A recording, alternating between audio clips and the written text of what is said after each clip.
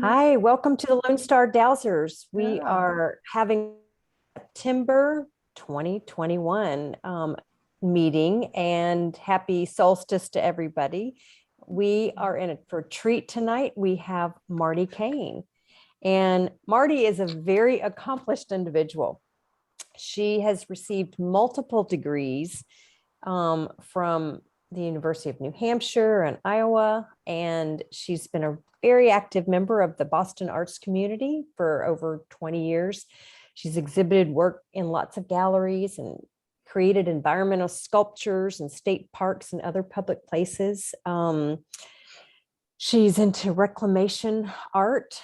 She's served on lots of boards for cultural organizations in Massachusetts.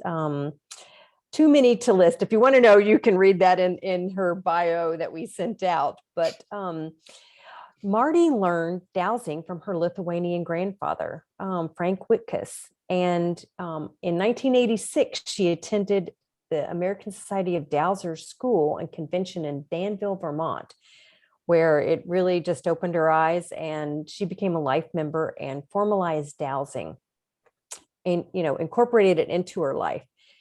She's also co-directed the National Convention's Beginning Dowsing School for 6 years.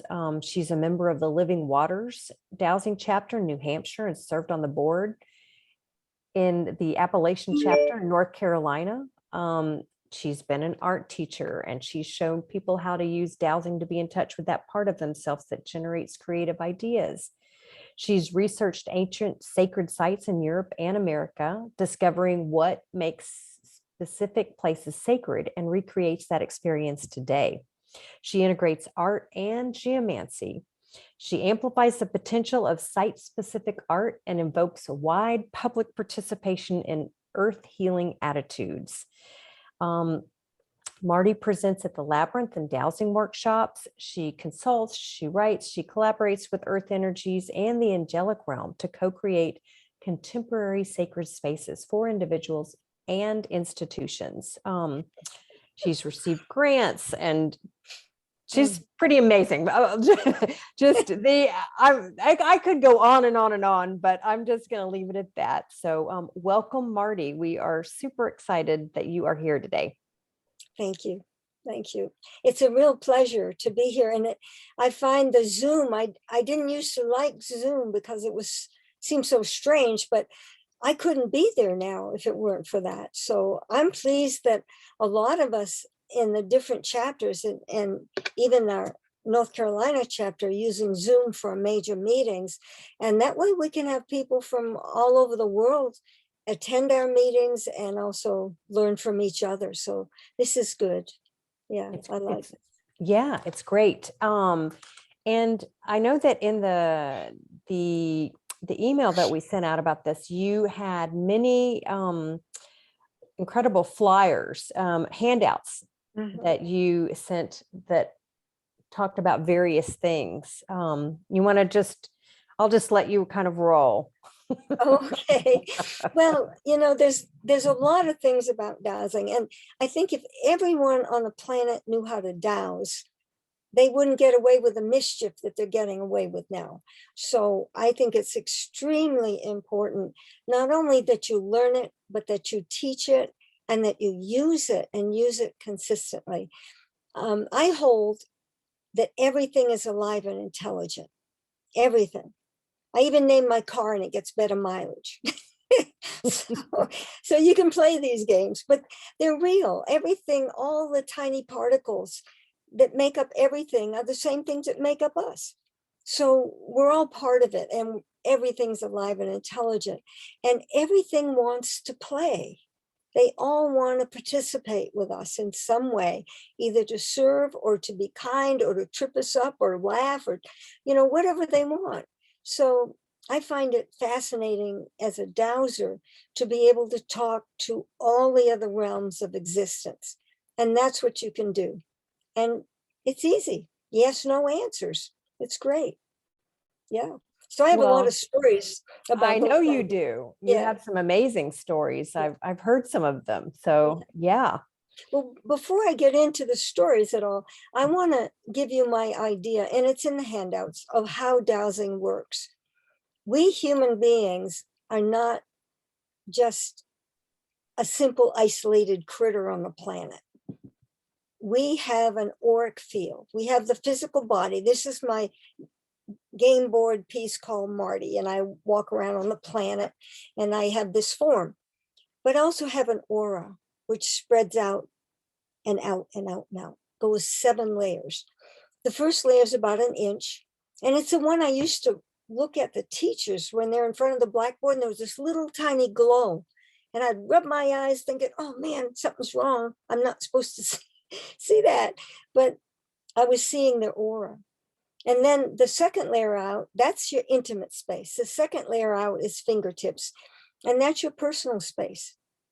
You know, the third layer would go like from the East Coast to the Mississippi River, and vice versa from the West Coast, at least 1,000 miles in all directions.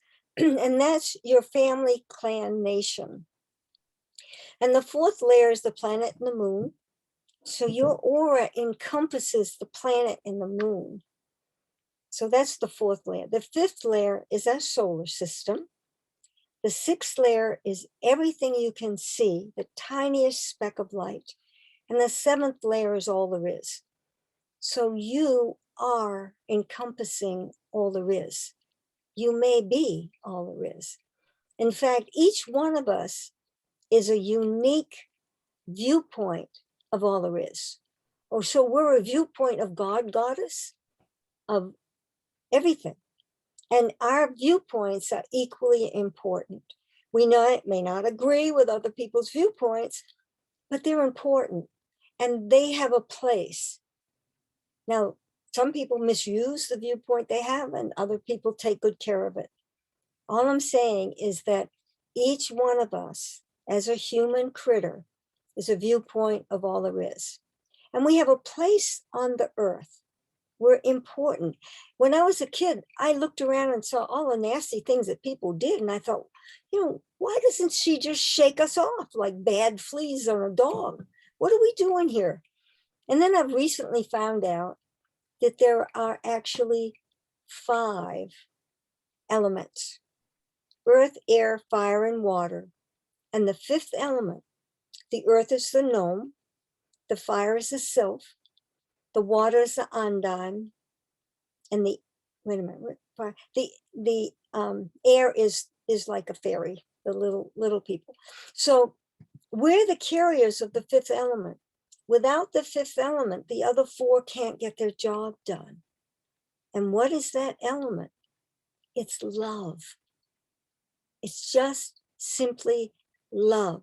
So our job is to love the earth, to love the water, to love the elementals, to love one another. And sometimes it's not easy, but that's our job. But I think mostly, at our core of who we are pure love. yeah, and that's why the earth didn't kick us off, because our job, even though we may not be getting it done all the time, our job is essential for life on the planet at this time. So anyway, so that's how you as a human being, how powerful you are, how important you are, and how available everything is to you. So I hold all those things as my ground of being. And from there, then I do the work that I do. So I know there were questions about loving the earth and being on the earth. And I built labyrinths.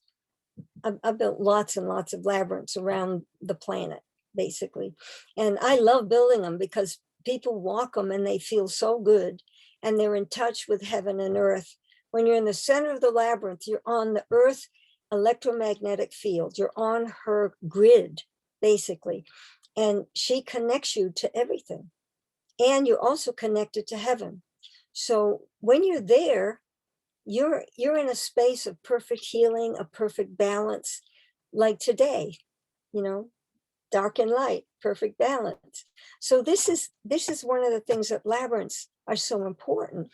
So yeah, So the more you use dowsing to support other people, to get in touch with nature, to talk to the trees. I've had a lot of times talking to trees because I love them. As a little kid, there was a tree by the golf club where I grew up. My dad was a pro and they ran a country club in New Hampshire. And I used to climb up in this maple tree and watch all these people doing weird things out on the golf course. And so I talked to trees. And one time I was talking in an old growth forest. I brought some dowsers out to talk to the trees because they just learned how to dowse. And since you can dowse, you can ask a question of a tree and get a yes, no response. So I let them go into this old growth forest in Bradford, New Hampshire. And so I walked away and leaned down against an old tree and let them all do their thing so I wouldn't get in the way. And the tree all of a sudden said, gee, thank you. We love it when people come to visit. So I thought, wow, isn't this good? So we started a conversation. And I told the tree, well, in a couple of weeks, I'm going to be in North Carolina and the dowsers down there are going to take me to an old growth forest. And he got real quiet. And I kind of sat there a little worried. And he said, oh, say hello to Robin. I said, Robin? Who's Robin?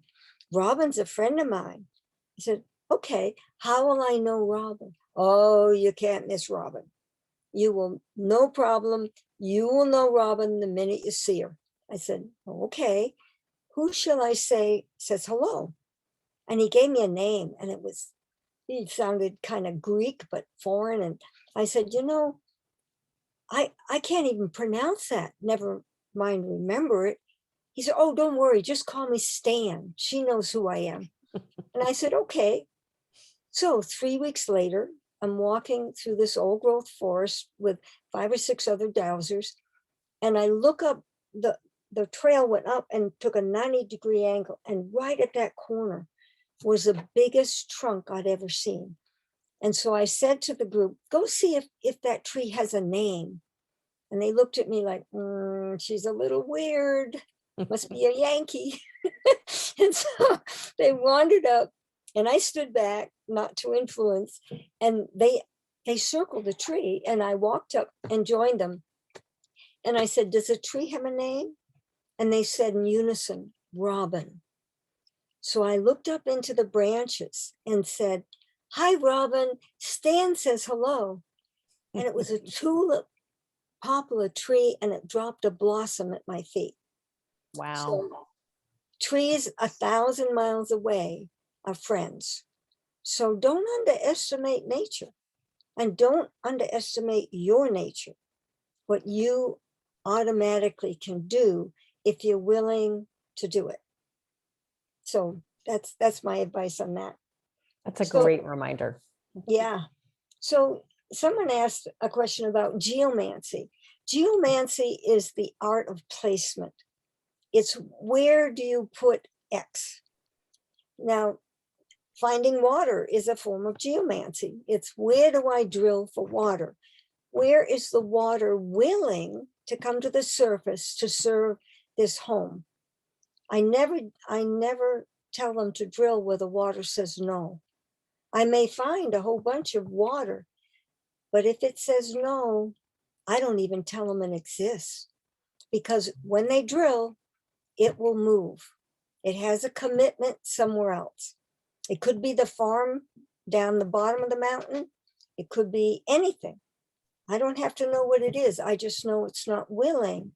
And so that's it. I don't do it.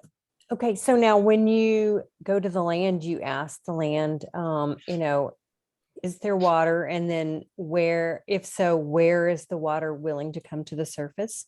Mm-hmm. Right. So first of all, I get the permission. Yes. And I also, when I start dowsing and I have like I drive to someone's land to see if there's water there. And I've been doing a lot of it because people are moving from the cities up into the mountains of North Carolina. But I often ask that the spirit of the land come with me, that they greet me, or that let them know that I'm there for a high purpose, not just to invade. And so then I walk on the land and I ask, is there pure, potable, year-round flow of water willing to come to the surface to serve the home that's about to be built? So, or, you can make up your own words, but it's a request to let them know you need to know if they're willing, and that you honor their choice. And if I get a no, I can't douse for water. There isn't any. If I get a yes, which 90% of the time I do, and then I will, or actually 99% of the time. But so then I ask the rods to point in the direction I must go to find where to put the drill bit, where to drill for the water. And then I walk in that direction.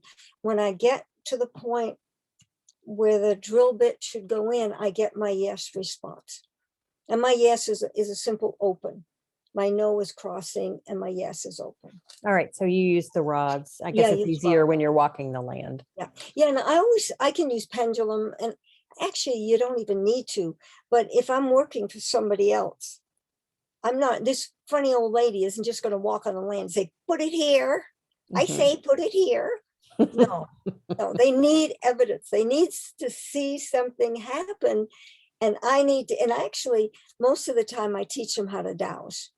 So if I have a client that wants a well, I can have them verify it by learning yes, no, and walking to the point and seeing if they get the yes, no for water willing to come to the surface.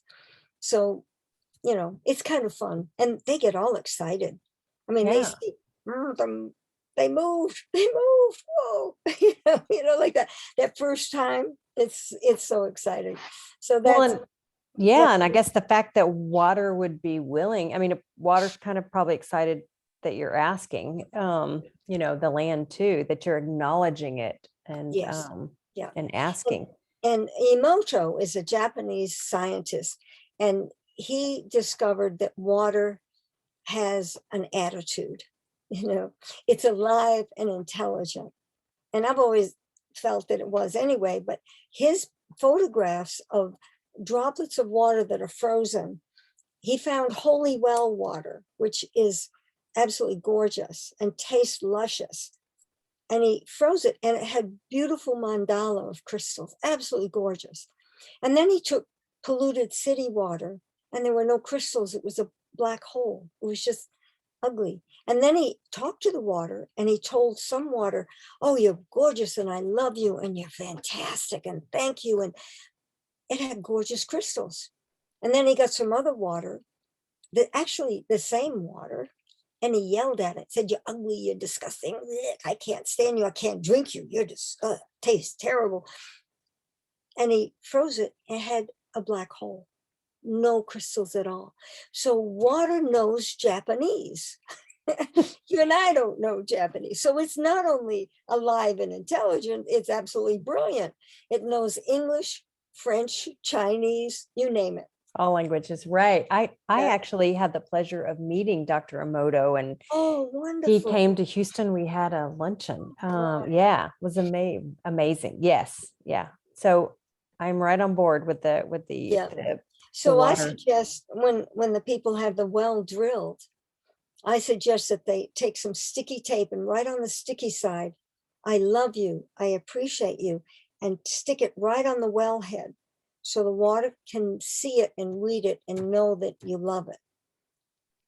It keeps flowing and it's happy. So, and it reminds you to be appreciative of what the water is giving you. So I always suggest that they do that. So that's pretty good. Yeah. That's a great idea. Yeah. Okay. So, all right. So geomancy, finding water. Also placement of anything.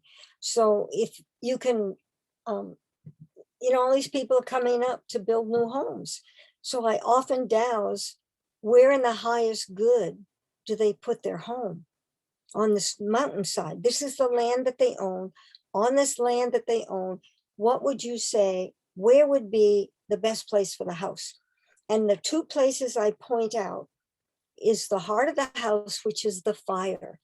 It could be the kitchen stove, the heater, a fireplace, whatever they call the heart of the house that has to do with heat. So that's the heart. And then I douse the entrance. And it's the entrance that they're going to use. It's not the front door, because in New England, we never used the front door. Good heavens. We always came in the side door, the back door, wherever was closest to the car, or the carrying the groceries and all that kind of stuff. So what is the entrance that you're going to use the most? Those 2 points on the land, you can design anything around it, anything. I don't tell them what to design. They figure out what they want, and they place those 2 points as close as possible within the designing that they choose. So that's how you place it. And, sometimes whenever I do a labyrinth, and I do a lot of them, I ask the earth the most appropriate place to put it. Where do you want this labyrinth? And, people tell me I want it there in the front yard, or I want it over here, or that may not be where the earth says to put it. And so I will tell them where the earth said it ought to go, and either they'll want it there or they won't. If they don't, I don't put it in. If they do, I put it in, and they discover that it was a far better place than where they thought. There was one woman that said she wanted it over there, and I said, no, it ought to be over here. Well, she discovered that she met so many beautiful people who came to walk her labyrinth that she might never have met if she couldn't see them walking it. And then there was another woman that wanted to hide it, keep it near the house. And it turned out that it didn't want to be there. It needed to be a bit further away in a field. And she discovered that she didn't want all those people walking close to her bedroom window to get to the labyrinth. She discovered that had she put it there, there'd be a lot of traffic that she didn't want coming that close to her home. So there's all different kinds of reasons. Another reason is that whenever you build a labyrinth, the earth empowers it with water. So she will take a source of water and have it run underneath the center of the labyrinth. Because all holy sites that I've ever discovered in all my trips to England, stone circles and quoits and all dolmens, all that stuff, they all have water associated with them. And so the earth will bring the water to empower the labyrinth that you build. Now, I've had people at the Dowsers convention, complain that they put in a labyrinth and they lost the water in the well. Well, I asked if they doused it, and they said, no, I put it where I wanted it. Well, the earth figures your sacred work, your connection to heaven and earth is more important than your secular work. So she moved the water from the well and had it run underneath the center of the labyrinth.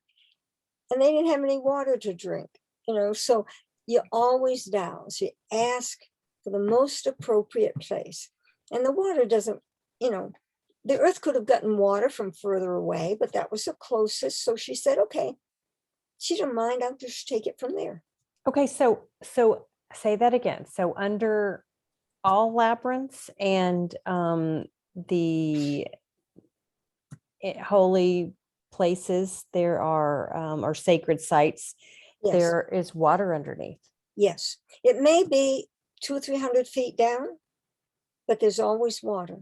Now, why is that? Maybe closest because the vibration of water is the phi ratio. It moves 1 to 1.618, and that's a sacred number. And we are built in the phi ratio. If you go from head to waistline, you call that 1. Waistline to the ground is 1.618 ... So it's a little more than 1.5. And it doesn't matter how tall you are. That's the code. Our DNA is a 1 to 1.618. There's all kinds of stuff in nature and in us that has, they call them the Fibonacci numbers. Mm-hmm. They're the numbers of the sacred growth pattern on Earth. Now, I don't know about other planets because I haven't been to many of them. But anyway, yeah. So that's what that's about. Yeah. Wow, that's fascinating. So yeah, all the more reason to ask where the best place for a labyrinth to be built is. And so yeah, so when you're gonna be in Flagstaff at the dowsing conference later Right. this month, or I guess next month. And I think there's a special workshop with Sandy Mack that y'all are gonna build a labyrinth on her property. So have you guys already asked where it needs to be, or if it's appropriate, or you're just gonna start everything? Because she's Well, kind of out in the desert. she is. Yeah. Yeah. But that doesn't mean there's not water. It's just that it's not on the surface. That's all. No. Wow. Yeah, we'll do that. And this, I have a advanced course that I'm doing at the conference if enough people sign up for it. And that's going to be a labyrinth conference. So I'll teach you how to douse if you don't already know, and most everybody will. And then everyone there will douse out every ring of the labyrinth. We'll first find the location, find the entrance, find the center, and then douse the rings. Then we mark it, and then we walk it with a blessing. So it's always blessed before we open it to the public for anybody else to use. So, because lots of things have happened on the earth. Lots of things we don't know about. This land has been here for centuries and centuries. And things that are sad have happened there, and things that are good, and who knows. So we do a clearing prayer, and I walk it and sweep it clear of any history that could adversely affect anyone who comes to walk it. And then we do a blessing, and we go to the center and we ask for it to be of use for anyone who shall come to walk it, that what we need be provided for. So there's, and we make up those prayers at the time we do it. I don't dictate any special way of saying it. It's up to whoever owns it or whoever is a caretaker. Dominion over is not control, it's caretaking. So anyone who owns the land is a caretaker of that land and of the labyrinth. So, so we honor all of that. Yeah. Absolutely. So, okay. So with the clearing, so say about, I'm not in a place where I can build a labyrinth, but I've got a, You can walk a plastic one with your fingers. Right. But I'm just thinking, I mean, I would imagine that you could do, how would you go about asking what's happened on the land and what needs to be cleared? Oh, I don't need to know what needs to be cleared. I just ask that anything that could be detrimental to those who are using the land at the time be taken away by the angels or the higher beings, that if somebody has, is like haunting a spirit of some kind, I have a prayer where I ask the high beings to come and gently lead them into the light and on to the next appropriate level for their own development.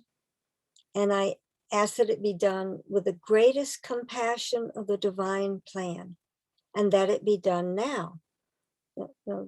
And say thank you. So the divine plan, I don't know. It may be part of the divine plan that's there. I don't know. So I ask that it be in accordance with a divine plan. And then I ask that it be done now, because they don't have time over there, not like we do. And 2 or 3 years from now is a little slow. So I ask for it now. And that kind of puts it in the present time. Yeah. Yeah, that's important to have it be done now. So we have a question that says, what about finding and creating healing and power spots? Very good. Same thing. If you I ask the gnomes, because I like playing with them and they lead me through the woods, but I ask that they show me where it would be the highest good for a vision quest seat and for me. Okay, so then they lead me through the woods and they do all kinds of wonderful things. And they showed me, you know, you sit on this log and you face that direction. And then your prayers are heard and the earth can hear you. And it's just, I don't know, maybe they like the place or I need to be there or the view is something I need to see. We're earth beings. So those connecting places can be very personal. Yeah. And when I taught a bunch of kids that had dyslexia, and they're boys, and they were in a school in Vermont. And I taught them all how to dowse, and we had a wonderful time. And then I took them out and we built a labyrinth. And then I told them that they needed to create their own sacred circle. It was like their personal quiet spot on the landscape. And I said, now it can't be beyond where you can hear my voice. So there's some limit here. You can't go 20 miles into the woods. I need to look out for you. So go that far. And then ask for your earth circle. It's your personal earth circle. And I said, and once you find it, mark it really subtle so that no one else knows it's your earth circle. It's your private spot. And then you go to that when you have questions, when you're sad, when you want something that you don't have yet, or anything like that. You go and sit there and ask the earth and ask the angels to help you get it, whether it's good grades or whether it's, you know, being able to understand something you're supposed to have an exam in, or whatever it is, whatever you want to know, you go make that earth circle and you remember it. You can go there anytime, and you can go there in your mind rather than just physically. So if you're home and you're not at school and you want to get in touch again, just envision it because you built it. You know where it is. And so actually, it was so wonderful because some of them came back and they grabbed me and said, you got to see my earth circle. And they would drag me out and show me their special places. But that gave them a connection to the earth itself. That's their private, personal treasure. So that's another thing you can dowse, your own earth circle. Or you can have your children create their own earth circle, and they don't have to tell you where it is. It's their private, secret spot. And no matter where, and like I've got an earth circle in upstate New York. I can go there anytime. I never go back to upstate New York. My friend who owned the land, I don't even know where he is now. I think he's in, I don't know, Holland or someplace. But I know exactly where that is. I know what it looked like when I did it, and I know what it felt like. So I can go there anytime. Just put myself there. Your aura is everywhere. You're already there. Just focus on the thing that you're looking at or that you want, and you will be there. And that's just your point of attention can be anywhere in your aura, anywhere. So now could our earth circle be a healing or a power spot, or are those considered to be something different? No, they're your own personal power spot. Mm-hmm. I mean, the language power spot is vague, and it's purposely vague. It could be where two earth grid lines cross, which is, Mm-hmm. or where there is a connection to heaven and earth, where I put the labyrinths. The spiral energy comes up from the earth and it meets the spiraling energy coming down from the heavens. And when you're in the center of the labyrinth, you're in connection with heaven and earth. So that you'd call a power spot. In all the ancient dolmens and quoits and stone circles that I've gone to, mostly in England, there's a connection to heaven and earth. And they're on what was, I think it was Bucky Fuller, formed the grid lines. The earth is like a soccer ball. It's got these lines, just like on a soccer ball. And when you see where the lines intersect, you find London, Paris, New York, California, parts in San Francisco. There where those energies cross, and people gather there because they feel it. They don't know what they're looking at. In China, they did. They knew enough about the ancient traditions to follow them. But most of us in America didn't know. So So they how would we know? Like what? Because you are you sense it. talking about ley lines, or are you Yes. talking about? Yeah, I'm talking ley lines. I'm talking earth grid. I'm talking the way our planet is formed. And when you're on the earth grid, you feel different than when you're out just wandering around and there's no energy. And if you're on a negative energy line, you feel that too. It doesn't feel comfortable. I mean, I've had people who were trying to sell their home, and they called me up and said, I can't sell it. And it's beautiful. So I go and I look, and yeah, it's beautiful. But as you drive up the road, the driveway to get to the house, there's a detrimental line crossing. And you go across that line and you go, ew. And you don't know why you felt like that. In fact, it's real subtle. And then you look inside and there may be another line that's detrimental. And you say, it looks beautiful, but not for me. And you're not sure why you said that, except that it doesn't feel right. It could be it's okay, but it's not right for you. Or it could be that you're standing on a detrimental line and you don't want to live there.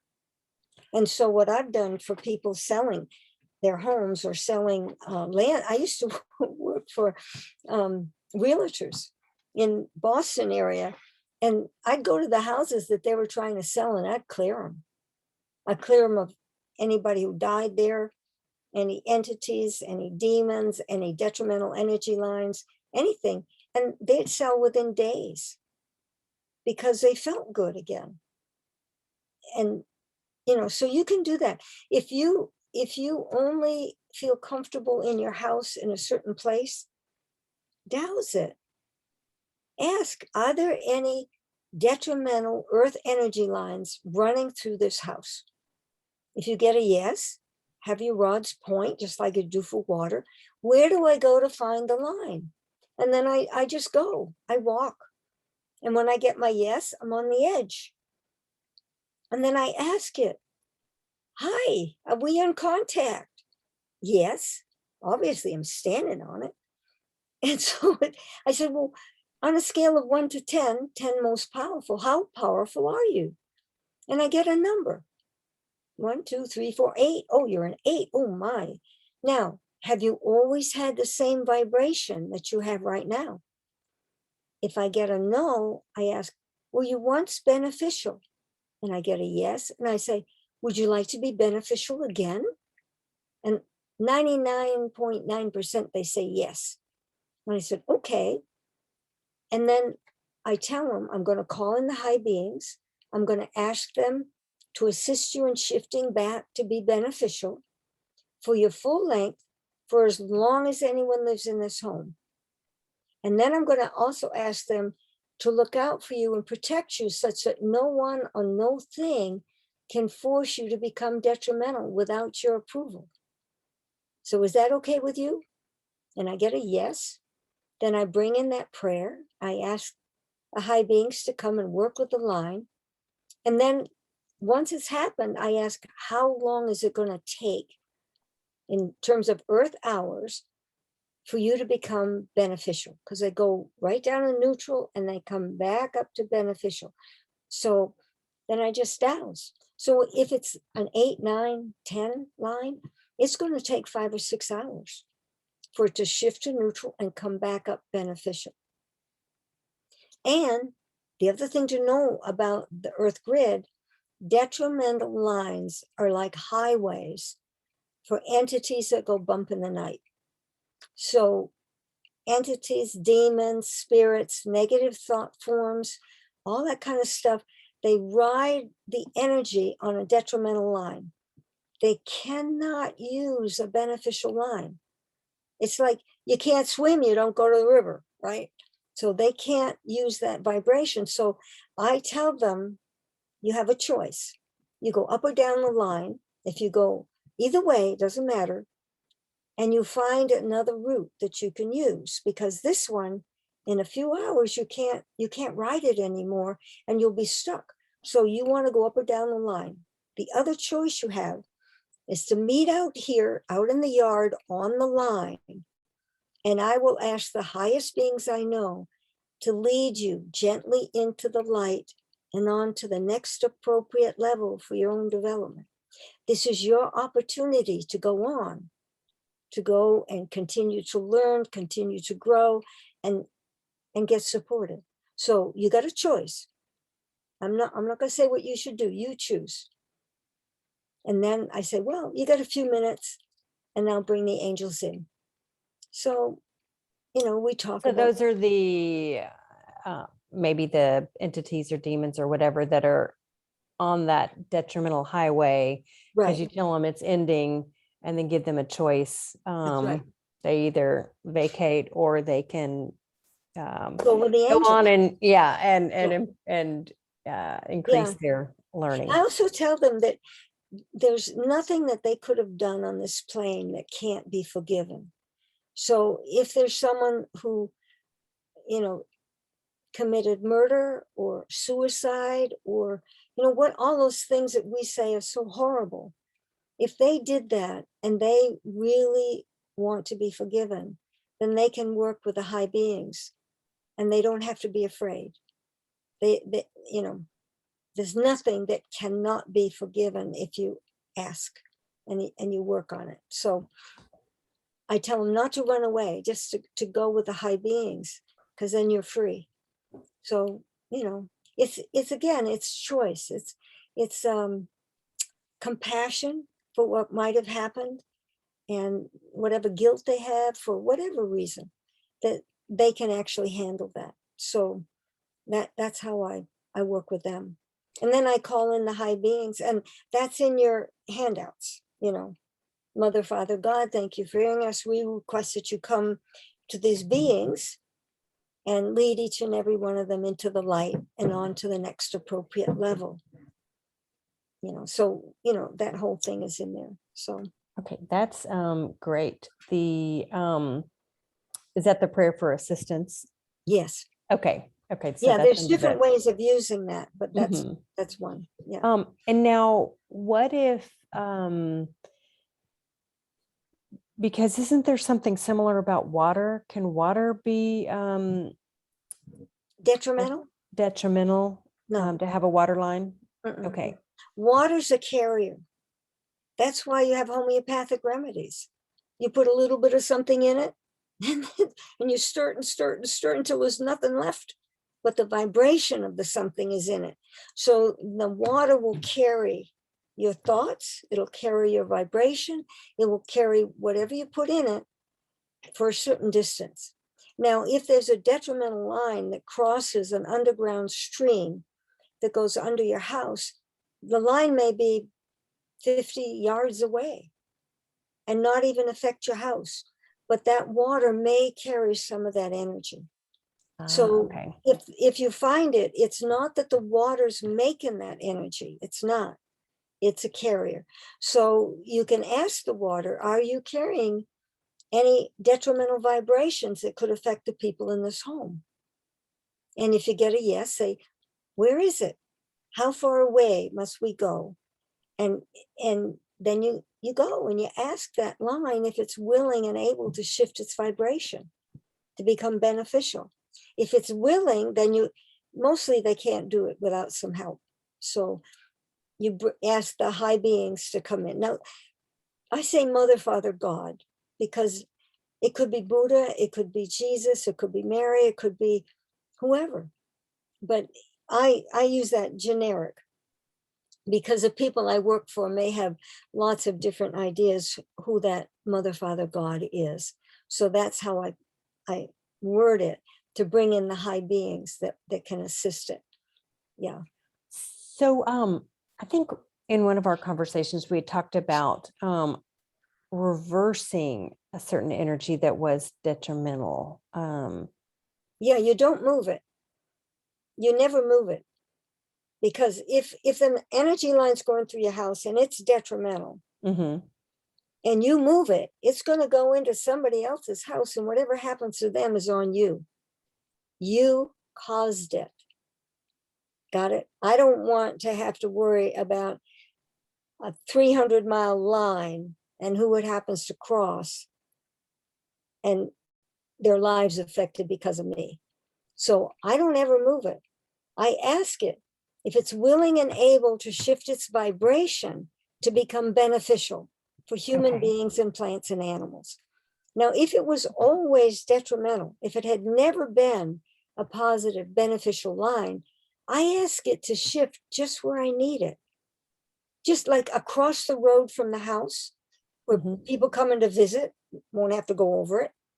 Anywhere on your land, up. And if you own 30 acres, then just your backyard, because ants, honeybees, lots of critters need that vibration. We don't, it makes us sick, but they do. It empowers them. So you don't want to take that away from them. It's needed. And without detrimental energy, there would be no composting. There would be no deterioration. So if everything existed, ever did, still does, there wouldn't be any room for us or anything new. So there has to be growth and decay. And that's the cycle on the earth. So you don't want to interfere with that. But people who build, and they're not like in China where they have someone check before they build their house. They just come build it. And if it's on a detrimental line, then, you need to work with it and ask it just where those people would be affected, that it be shifted. And then anybody using that line will come bopping down and they'll see a big sign that says detour, bridge out, and they'll have to go up and take a different route and come back down and get back on it, and off they go. Just like we do when the road is being repaired. So it's not like you're hurting anything. It's just that this short area is an area that has to have beneficial energy. And it's willing to do that. It really is willing to do that. So, all right. So we can ask if it is willing to be beneficial. Mhm. And if it is, then we Just- call in just everybody bring it and it assists. Yep. If it's not, then we ask, is it willing to shift, locations a little bit? Nope. No. Nope. You move. Oh, You move. okay. Like, You don't so, live here. Okay. yeah. Because All right. even if you don't ask it to go around your house, it either stops on either end and becomes beneficial because that's good for you. Mm-hmm. That's a vibration that's healing, it's exciting, it's inspirational, it's creative, it's all those things. All those things. And it helps you organize, it helps you be grounded. It's just a beautiful, beautiful contribution. And to move it, get out of the way, you get nothing from it. But if you ask it to become beneficial, then it wants to serve you in that one area. And it needs help to do it. You need to bring in the high beings, but it really wants to do that. So why would you chase it away when it wants to help you? So in that one area. We were talking about something about being in the backyard. And that's where I just was making sure I was following.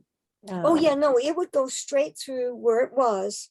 And at the end of your property or before the forest, if you own 100 acres, then it's beneficial in your property or to a certain area where you're going to be living. Where you're going to use it, where you'd be there, because lots of critters in the woods use it. So you don't want to take it away from them. You just want it where you live, and it's willing to do that. That happens a lot. Okay, speaking about critters, I know someone that has a flea problem in her backyard and, in her garden. Is there something that you recommend, that dowsing or, talking to the elementals, something, what do you recommend would be helpful for her? Well, I've got a story.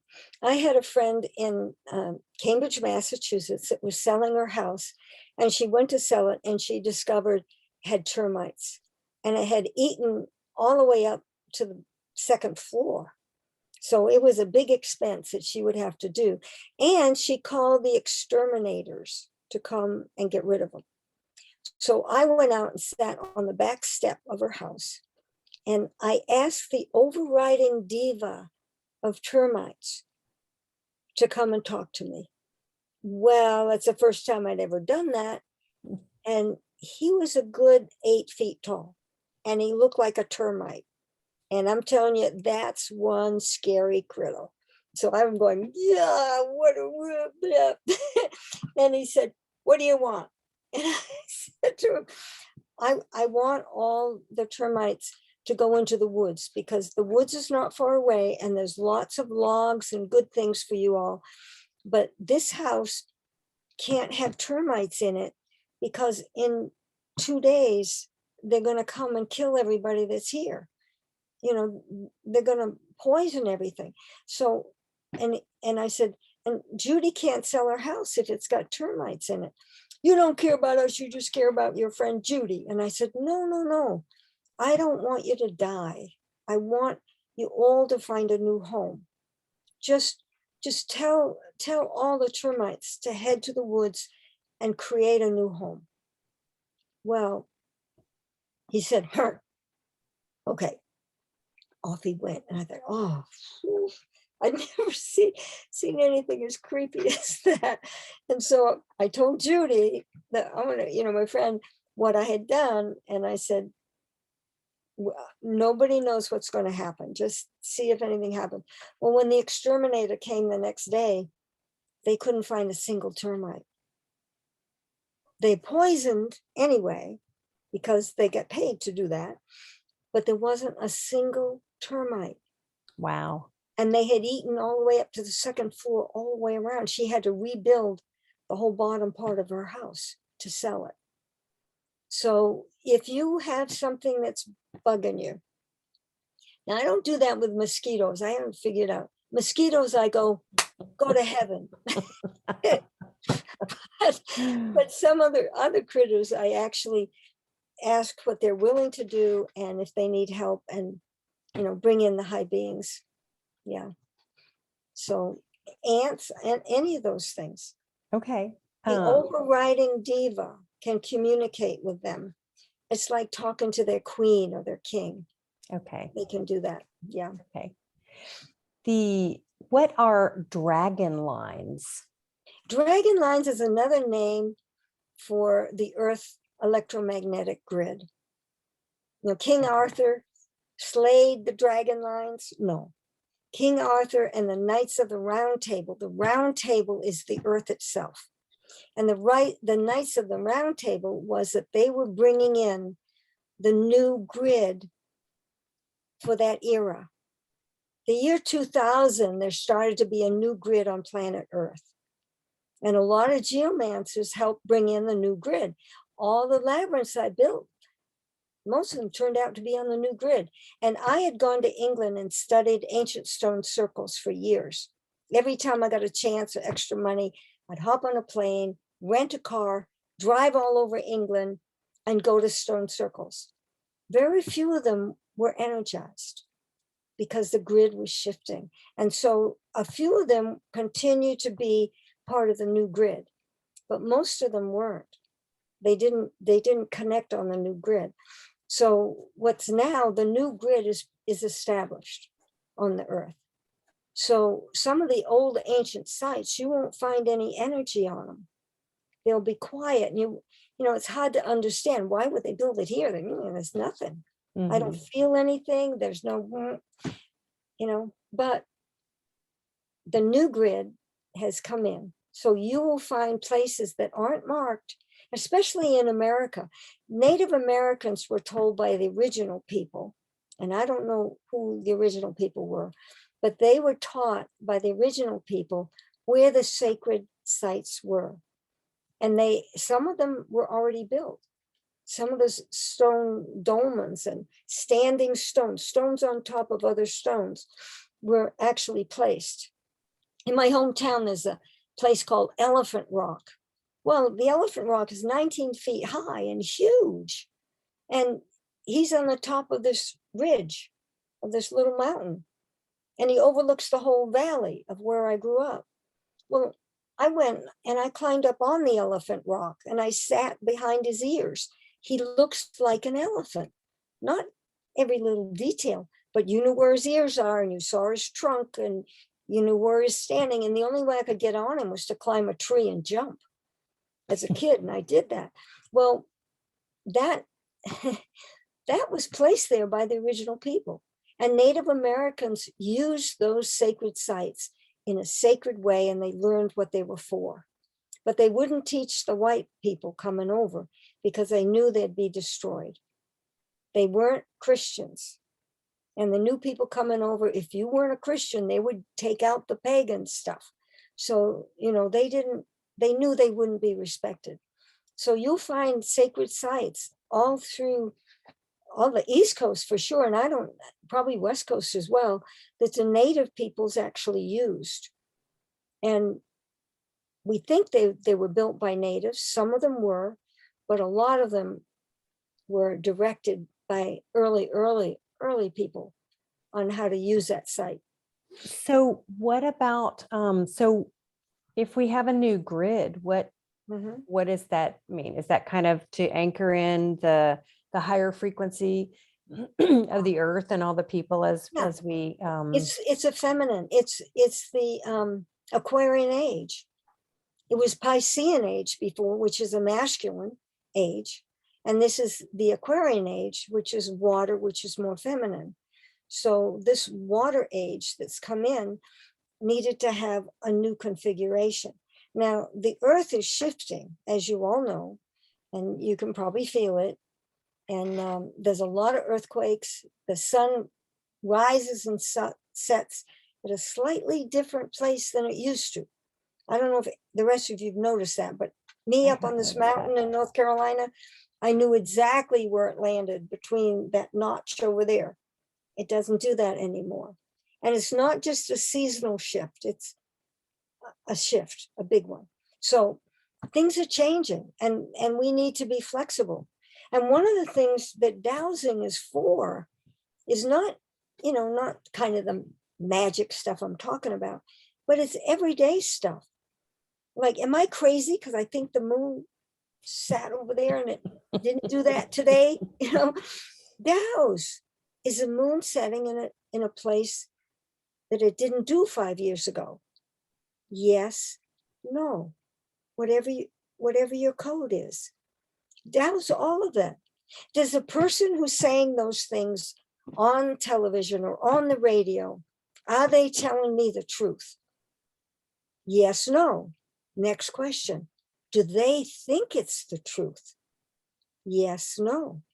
Because if they know they're telling a lie, you respond to them differently than if they think they're telling you the truth and it's really a lie. Then you can have some compassion for their lack of knowledge. You know, you don't condemn them. You send them love, and may they find out the truth. So, you know, you can use it all kinds of ways. Douse everything. There's no, you are all there is. And the dowsing goes inside of you. It's not like the Ouija board where you ask some critter to come and move your hand. No, that's creepy. Don't ever do that. Don't ever do that. Do not be inviting that energy in. No, you don't want to invite anything to come in. So unless it's an angel and you know their name, then you can invite them. But that whole system of dowsing, you're going inside yourself and out into your auric field, which encompasses all there is. So you're getting the truth of where you are as this viewpoint of all there is. So trust your dowsing, you know, douse cuckoo stuff and then verify it, check it out, play with it. And if you're wrong, you're wrong. Everything changes. You know, I dowsed for a woman who wanted to buy a house in Woodstock, Vermont. And it was around the corner from where I think she owned a condominium, kind of an apartment in a big building. And she was pissed off because next door they smoked and it was coming in, and, you know, the noise, and she didn't want it anymore. But she wanted this house. She saw it around the corner. And she asked me if she could ever have the house. And I dowsed, yeah, you can, but it'll be a while. And she said, okay. And I said, okay, let's find out. It wasn't for sale. It was 2 years later, I think only 2. The woman put it up for sale and she sold it to her for the exact amount that I dowsed. Wow. Yeah. And she got in it in 2 years' time. So you can dow that stuff. Now, future dowsing can change because things keep changing. So I was shocked that it was that accurate, because so she must really have been meant to have it, you know, Right. in order for it not to have shifted. But you know, if you're dowsing future, double check the closer to the time that you want to know the answer. If you get a yes now, double check in a week or 2 weeks, so you know, whatever that is. Yeah. So just, you know, just play with it. We Know have a what you do. question about scrambling and neutralizing non-harmonic energies like EMF and 5G. Okay. I guess they want to know what do you recommend? Okay. I've had one interesting experience with a cell tower. I was in Vermont, and the woman that had me there, and I was teaching a little dowsing course, and I think there was 5 or 6 of us. That weren't a whole lot. And they all had cell phones, and they talking to their friends and stuff. But there was a cell phone tower across the field. And this woman was very sensitive to EMF and all that stuff. And so I said to her, I've never talked, you know, to a cell tower before, but why not? Let's try it. Everything's alive and intelligent. So I contacted the cell tower. I asked it, are you able to shift your vibration and still get your job done? And I got a no. It has to have that frequency in order for it to carry the information to your cell phone. And I said to the woman, I said, it can't change its vibration. So, you know, you're going to be allergic to it. And I said, what, do you mind if you can't have, you know, cell phone reception in your house? And she said, no, get rid of it quick. So I contacted it again, and everybody was there, this whole group of dowsers. And so we all asked it, would you please jump over the house? Can you bubble over her house so you don't hurt anyone that's in it? And we got a yes. And I said, well, would you do that now? It said yes. And I held my rods, and within half a minute, yep, it was done. No one could get reception on their cell phones. No one. Wow.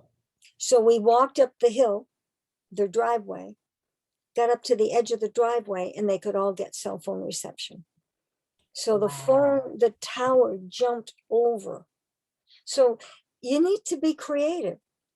You know, I've got one of those smart meters on my house, and I was away when they came and they put it on there, and they asked, I have some friends living in my guest house, and they asked my friends if it was okay. And, you know, they said, well, sure, I guess, because I wasn't home. So they put it on there. So I went to it and I dowsed it, and I asked if it's able to send its information and its vibration only in the slight tiny direction that they need to be able to read it, because that's all it does. It sends out the information all around, so some guy can drive by in a car or pick it up from their office and read what it's putting out. So I asked it to be very narrow and to go just where it can be received. And you know what? It doesn't go into my house, because the office is in the opposite direction of my house. So it goes that way. And I stopped worrying about it. Wow. Yeah. So everything's alive and intelligent. And I honored it. I thanked it. This Well, I is, see these 5G, they have the oh big yeah, those are white scary. things everywhere. So I'm Yeah. just thinking, what would we ask? I mean, is their job, maybe there's more than one job and maybe it's Oh not, yeah, they have a lot of maybe good it's jobs. not beneficial. No, it's not. No. Um, So the other thing I've done when I was living in Newport, New Hampshire, and I knew Terry Ross and a whole bunch of the other, what we call master dowsers at the time. And I lived across the village green, and just beyond the library on the other side of the village green was a radio station or antennas or something. And it was awful. I hated the feeling of it. So I asked to put a block up on the other side of the road, which is on the village green, between my, so it wouldn't come into my house, just to block it. So it would go over, around, whatever it wanted to do, but it could not go through my house. And it stopped going through my house. So I didn't stop it from going where it had to go. I just put up a barrier so that it won't come into my house. I Now, like that. Yeah. up here on this mountain, I have a neighbor that's kind of works on the dark side, and he's grumpy, he's hard to deal with, and he sends out not such good energy. So on the other side of the road, between his house and mine, he's down in the valley a bit. I just ask the high beings to block any detrimental energy coming from that direction. Not, whatever he's thinking, I don't want to know. Just block all that energy and let it be peaceful and loving on my side. And it does. It does. And in fact, when he drives by, he stops and he's so pleasant. We talk and laugh and off he goes again. And, it's great. He's in this wonderful area where he can express the love that he has, because everybody has it. And he doesn't have to be grumpy and mean and nasty.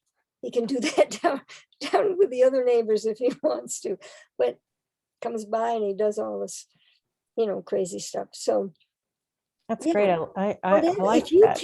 if you can ask it. Okay. If you get a no, ask if it's possible. If you get a no, then what else can I do? Yeah, what else is possible? What else is possible? And just keep asking and asking and asking. But you have to devise the question. You have to ask in the way that you want it answered.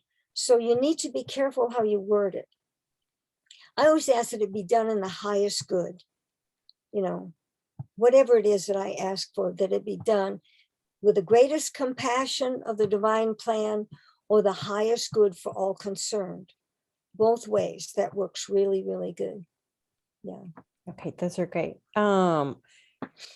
We have another question. If anybody has questions, put them in the chat. But there's a question: how can I be sure that I am neutral when I'm dowsing and not fooling myself? Well, ahead of time what you want for an answer, right? So I see this handsome man walk in, and I'm single, so right. Wow, look at that.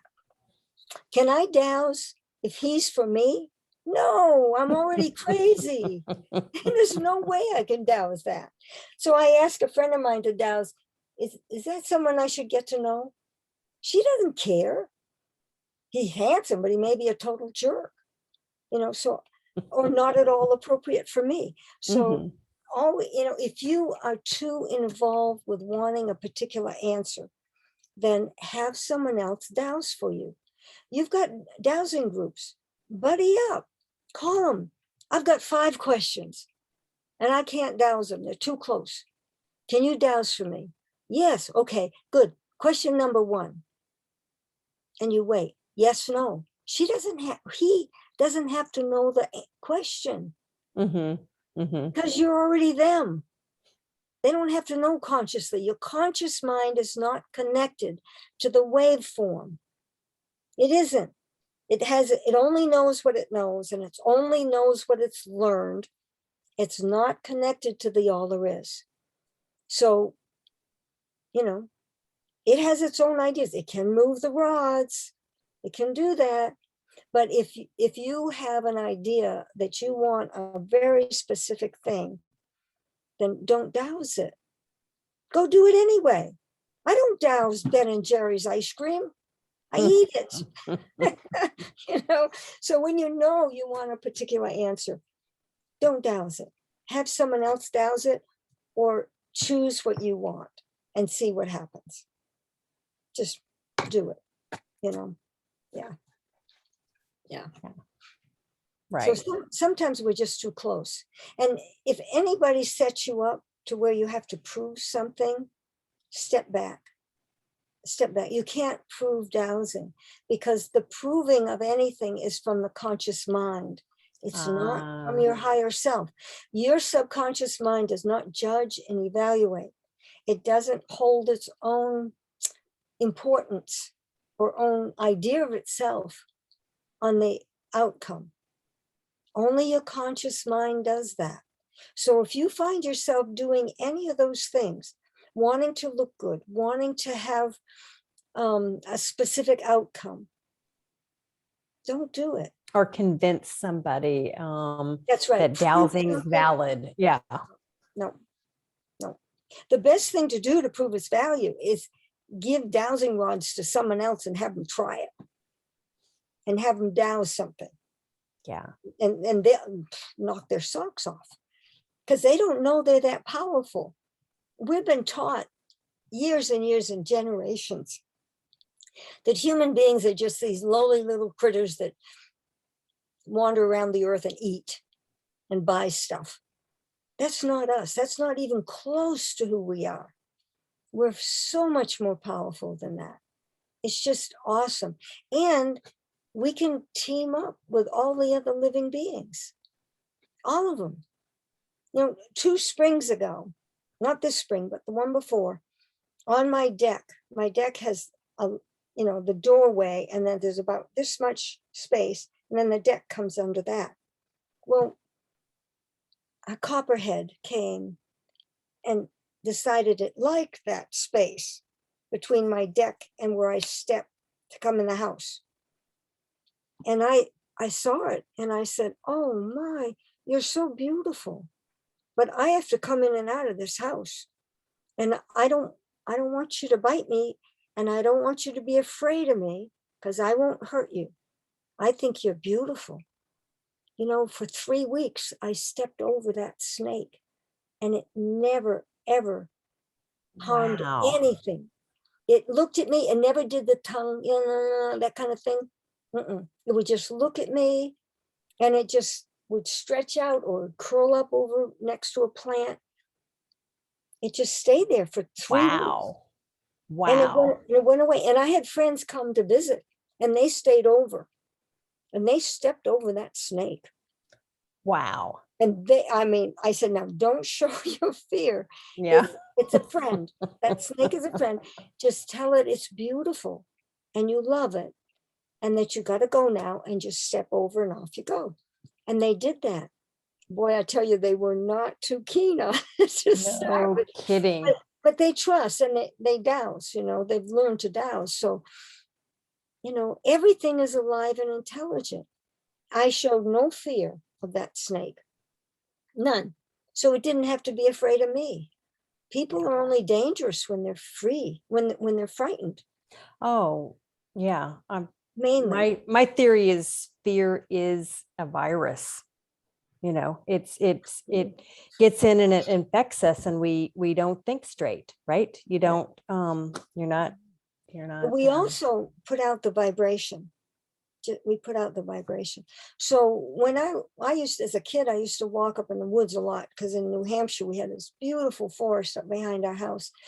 And I'd walk, and I had gnomes that I played with all the time, and they'd trip me. And I'd look down. There's nothing to trip over. So then I'd look around, and I'd see a tree over there with a broken limb, and I'd go, oh. And the tree would be healed. You know, the gnome wanted me to send my love to that tree so that the tree could feel no pain. And then we'd walk on. And so when you trip in the woods and no reason to trip, look around and see what good you can do. You know, what do you want? About, what is it, 3 or 4 weeks ago, I was dowsing a well for a family that couldn't come to the land when I was there. So I walked up on the land, I found the well, I dowsed it, I marked it, and I thanked the spirit of place, and I thanked the land, and I told them that, I told the water that these people are really going to appreciate you. Thank you for being willing, not having met these people yet. And, you know, it's okay. So I'm walking back down. It was quite a hike up the top of this hill. And I'm walking back down, and all of a sudden I stepped on something. And oh, what's that? And I looked down under my foot. There was a perfect stone, perfect heart-shaped stone. And I picked it up, and I've got it with me today. It was a thank you for my having been there. Oh, There are other day signs that you might get. I often find a feather. Feathers show up for me when I'm in the right place at the right time. Even though you don't see any birds around, you don't, you know, all of a sudden there's a feather right there. And it's that, how do you allow the rest of nature to play with you, to thank you, and to know that you're teamed up, that we're not alone, we're teamed up every time. Yeah. So more stories. Yeah. I love that. Okay, we have a question. Is it a good idea to meditate before dowsing? Yes, but you don't have to. You can set your own system. If you feel you have to meditate every time you douse, there may be a time you need to douse and you won't have time to meditate. So are you going to douse anyway? Yes. So what I have chosen is that the minute I pick up the rods, I'm in the dowsing state. I just pick them up and I go right into that quiet, I'm ready. Now, if when I pick them up, I don't feel like that, I don't douse. I know there's something interfering. Or if I pick them up and the phone rings, either I say, stop the phone and I douse, or I put the rods down and answer the phone and get rid of that interruption. I learned the hardest way, because I did a well for this house. Actually, it was for the guy who was selling the house, and he was a developer. And I doused the well and everything's fine. And then he calls me up and said, we got to douse the well again. I said, why? He said, well, they're doing construction and they pulled up all the markers. And so I went back up, and the noise and the people, and it was just horrendous. And they had built the house right over where I doused for the water. So I doused again, but I didn't get water.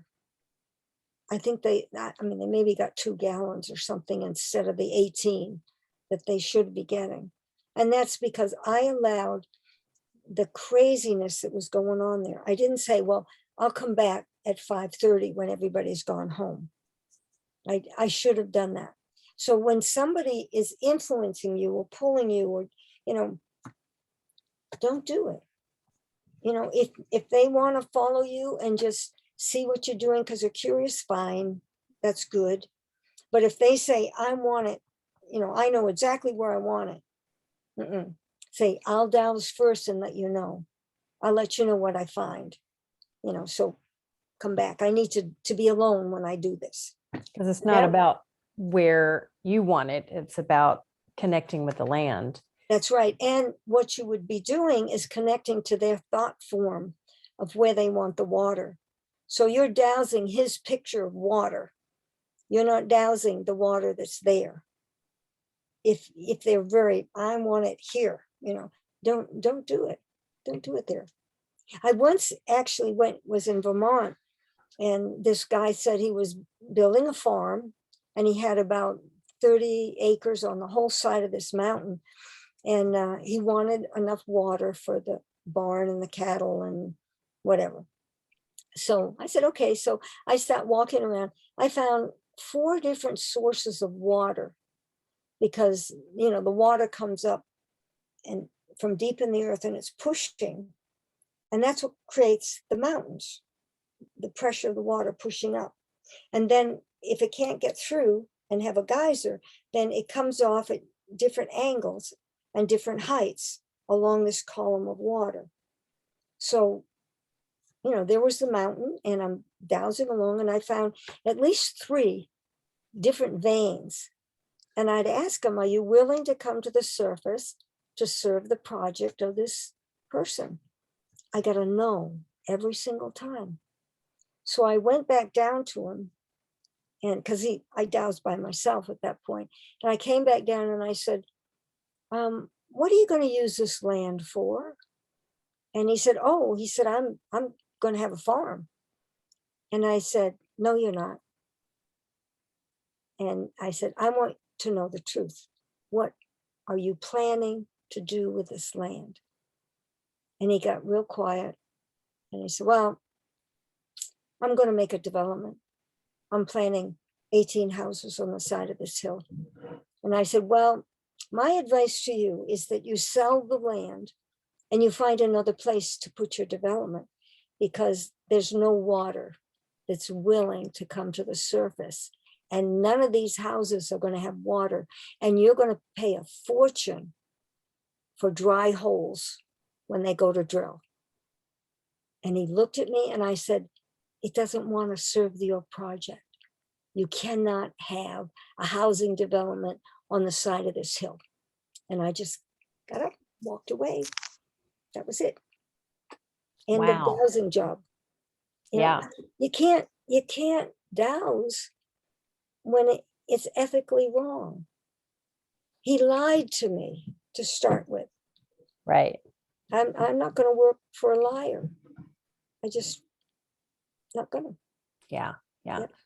We've got a couple of, that's fascinating. We've got a couple questions here.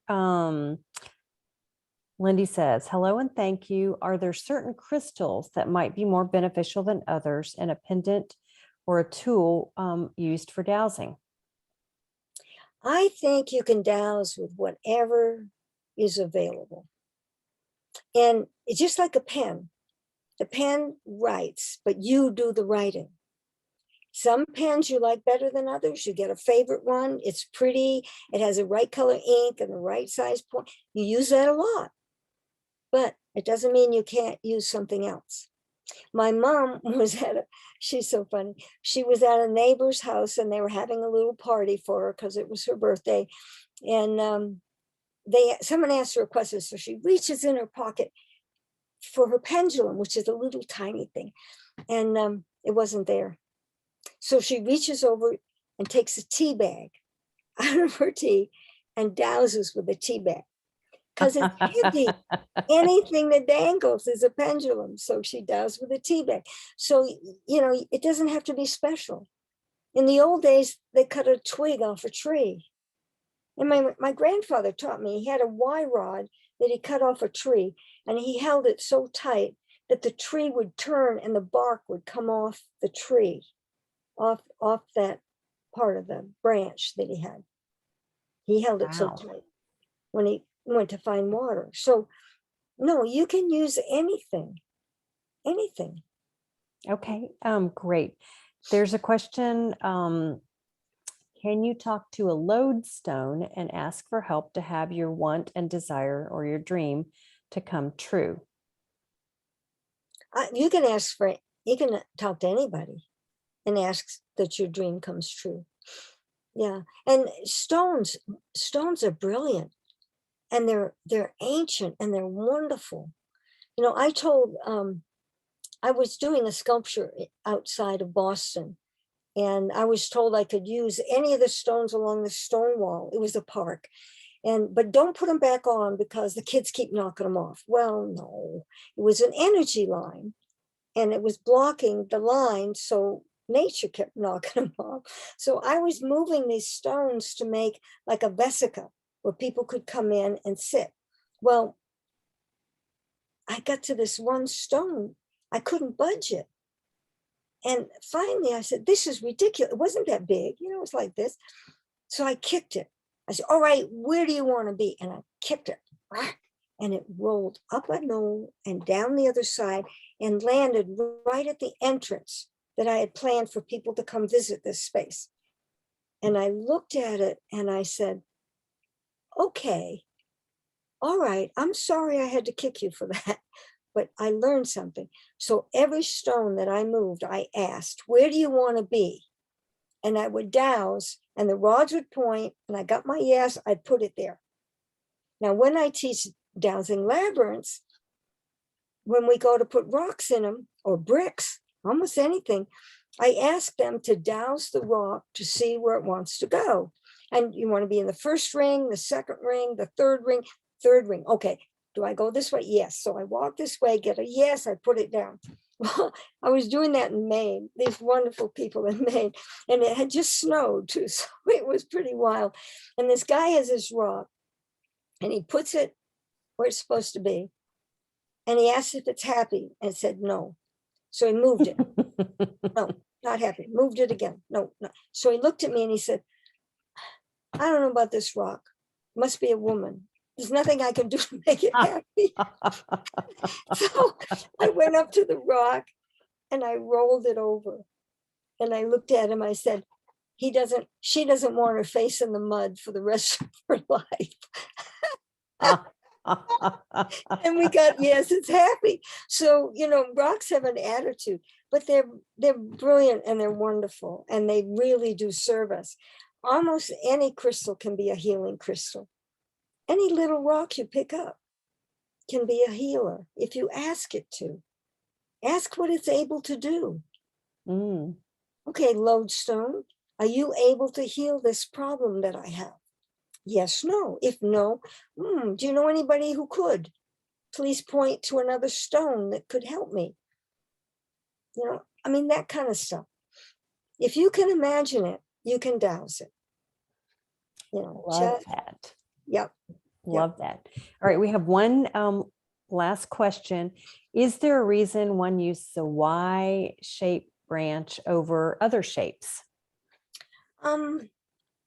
That's because they were always ready, available, and you didn't have to lug them with you. So when you're in the woods, you just cut it.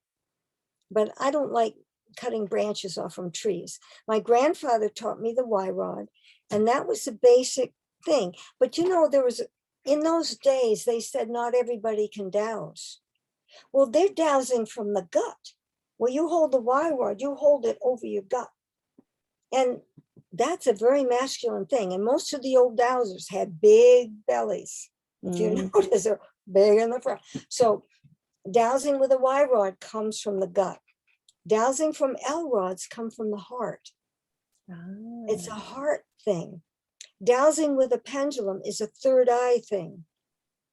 So the chakras that go out into the auric field is the direction that you can douse in. So Y rods are good. They've been used for centuries. They were used way, way back, way, thousands of years ago, because they're easy, they're available. You cut the tree and you use it. If you keep it for any length of time, it gets brittle and breaks. So now I make L rods because I make them out of metal and they last. And I can carry, and I make them so they fit my pocketbook. No sacred geometry with this, it just fits my pocketbook. So, you know, anything that works for you, anything that dangles can be a pendulum. So there's no one that's better than the other because you are the one doing the dowsing. And you're dowsing it inside yourself. So you're not being invaded by critters or things that go bump in the night or anybody else's caca. You're in your own auric field. So stay in there. And that's what that quiet is. When you're in there, you're in that quiet. And then you get accurate answers. And they're only as accurate as your question. So the more you know, the better question you can ask. And like, is it going to rain today? somewhere in the universe it's raining. Yeah. You're always going to get a yes. You will. Is it going to rain on my picnic this afternoon? Yes or no? Because you got a date, you got a place, you got a specific thing. Yeah. Yeah. So I had a student that was, when I taught at Tufts University, I taught art, and I taught all my students how to douse. And this one girl came up to me and said that she was going to go to live on a kibbutz for the summer with her friends. And she wanted to know, if it was okay to go. And so I doused, is it in the highest good she go to live on a kibbutz for the summer? I got a yes. And she said, well, I keep getting not to go yet. I mean, I don't. And I said, well, have you booked your ticket? And she said, no. I said, okay, wait. How far away are we talking? And that was like, 6 weeks or something. I said, well, you got plenty of time. Just wait and douse closer to. So within a week, she was going to fly with her friends directly to Israel to live on a kibbutz. So within a week, she got a card from a friend of hers who lived in Paris and said, come over to Paris and spend a week with me before going to Israel. So she said, great. She doused, yes. She got on the plane, went to Paris, had a wonderful week, went from Paris to Israel.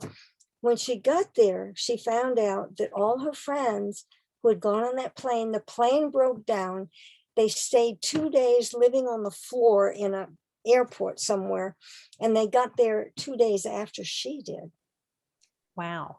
And so, no, it wasn't okay for her to go with her friends and fly to Israel with them.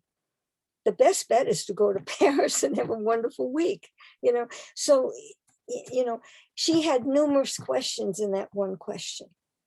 And so break them down, make them simple, make them stupid even, and get the answers that are real. Yeah. And don't give up. Don't ever give up. Yeah. Yeah. This has been wonderful. I know we could keep going on all night, but we're gonna need to wrap up. Okay. This has been amazing. So now, Marty, you do personal sessions with folks? Yes. If you want to call, I can do consulting. I do a lot of business consulting. I do a lot of where people are moving. They're wanting to know, would it be better if I lived in North Carolina than in Florida, than in, wherever.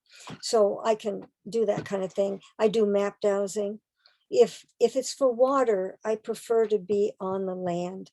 So I actually marked where the drill bit has to be. And maps are never that accurate. There's too much of a leeway, because if they're off 10 feet, they miss it and you get a dry hole, and that's thousands of dollars. So I'd rather be right there. But other things that are more general, not where the map can give me a general idea or give you a place to look where you can douse more specifically. Yeah, that I can do. Yeah. Well, that's great. And you're going to be at the Flagstaff Dowsing Conference. Right. And there are two things with that. I'm giving a talk during the conference, but a pre-conference workshop on building labyrinths. So we're gonna, if we get enough people, we'll build the labyrinth out there. Yeah, and then from there, after the conference, I think it's the next weekend, I'm at Sandy Mack's house in Arizona, and we're going to have a labyrinth workshop, and we're going to have a ball. It's just great. So we'll do a two-day workshop. what are the dates of the Flagstaff conference? Do you remember? I think it's the 6th October. Let me check my calendar. 6th, 7th, 8th, 9th. I think the 7th is when I do my workshop from 9 to 12 for the labyrinth. And I'm not sure when I give my talk. Okay. But it's but you can go to, I think, flagstaffdowser.com, I think, is for more information. Right. And I only have 2 people signed up for the labyrinth workshop. So if we don't get more, I probably won't be doing it. But then Sandy Mack, I'm going to go to her house on the 12th, and we'll be doing it that the 14th, 15th, 16th in there. Yeah, and I think she's just maybe like a couple hours drive from Flagstaff. Yeah, she's not that She far. has a amazing property, and Oh, I it's think people wonderful. can camp there. Yeah. You Yeah. know, that they just want to have a whole community building experience. Yeah, she's just down from the petrified forest. So a lot of the rocks on her land are petrified Oh, wood. It's really amazing. I bet they're very excited to participate. And I can't wait to hear about that. Yeah, that'll be fun. I that will love be- being with her anyway. She and I, we were on the board together at the National Dowsers. And she's just wonderful. So we had a really good dowsing relationship and Yeah, talking. She's so full of fun. she is wonderful. And I would imagine you all know not only would have a lot of fun together, but you'd be quite powerful in what you're creating. No Yeah. doubt. And let's see. So people can find you. What do you prefer? Is it martycain.com? No, it's Marty Cain at Marty Cain at protonmail.com. PROTON proton MAIL.com. Yeah, MARTYCAIN Right. at protonmail.com. Right. Okay. And my website is just www.martycain.com.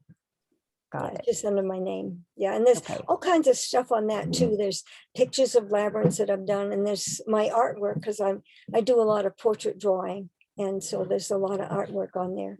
We didn't even get to your art. No. How you use dowsing with art, which is fascinating. We'll have to have another conversation. And for our local, I think the Flagstaff conference, you can sign up, and some of it's on Zoom, but they're welcoming people in person, I know.